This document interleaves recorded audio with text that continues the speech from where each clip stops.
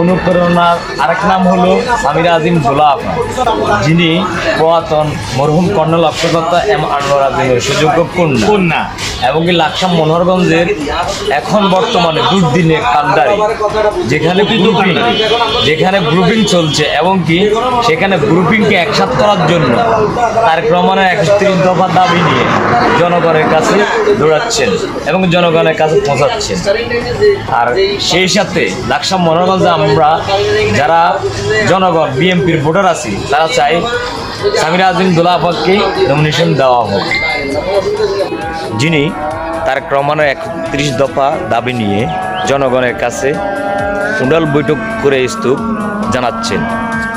দিচ্ছেন নিজেকে সুযোগ পুরাতন মরহুম কর্নেল অবসরপ্রাপ্ত এম আনোয়ার আজিমের সুযোগ্য কন্যা এবং কি রয়েছে নিজের কাছে মাধুর্যতা এবং কি ভদ্রতা সভ্যতা এবং কি আগামী দিনের কাণ্ডারি সামিরা আজিম দোলা আফা নিজেই নেতাকর্মীদের কাছে তারেক রহমানের 31 দফা দাবি তুলে ধরার জন্য চেষ্টা করতেছে।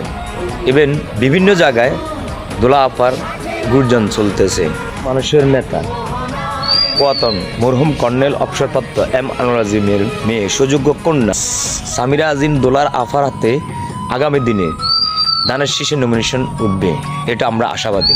এবং সামিরা আজিম দোলা আফা জিন্দাবাদ।